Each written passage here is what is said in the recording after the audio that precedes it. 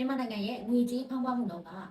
ကမ္ဘာ့ဘဏ်နဲ့အာရှဖွံ့ဖြိုးရေးဘဏ်တို့ရဲ့2026ခုနှစ်ဧပြီလထုတ်ပြန်ချက်များအရ19ရာခိုင်နှုန်းကနေ24ရာခိုင်နှုန်းဝန်းကျင်အတွင်းမှာရှိနေရမယ်ဖြစ်ပါတယ်။အသေးကအတွင်းနိုင်ငံတွေနဲ့ရှိရင်အတော်လေးမြင့်မားတဲ့အခြေအနေမှာရှိနေတာလို့ဆိုနိုင်ပါတယ်။ KSS ငွေကြေးဖောင်းပွားမှုနှုန်းကိုအကြံဖြေအားဖြင့်ကြည့်မယ်ဆိုရင်2024ခုနှစ်အတွင်းမှာ29.6ရာခိုင်နှုန်းနဲ့အမြင့်ဆုံးအခြေအနေ2025ခုနှစ်မှာ25.2ရာခိုင်နှုန်း2026အတွက်ခန့်မှန်းကြည့်ရ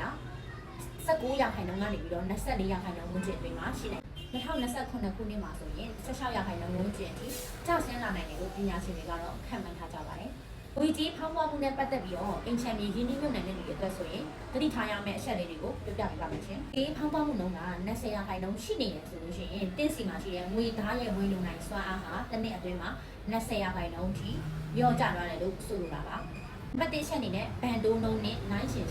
ဘန်တိုးနှုန်းက9ရာခိုင်နှုန်းတို့မဟုတ်10ရာခိုင်နှုန်းပဲပေးနိုင်တယ်ဆိုလို့ရှိရင်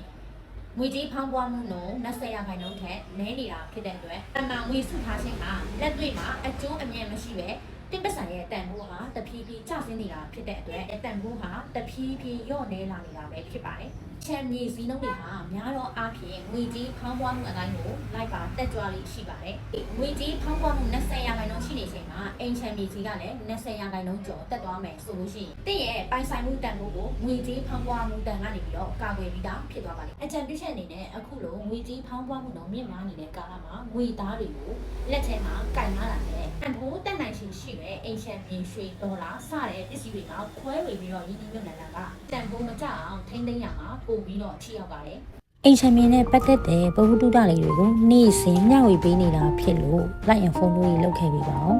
အိမ်ချမ်းမင်းတင်တဲ့စိတ်ဝင်စားလဲဆိုရင်လည်းဆက်သွယ်ပြီးတော့စုံစမ်းမေးမြန်းလို့ရပါတယ်ရှင်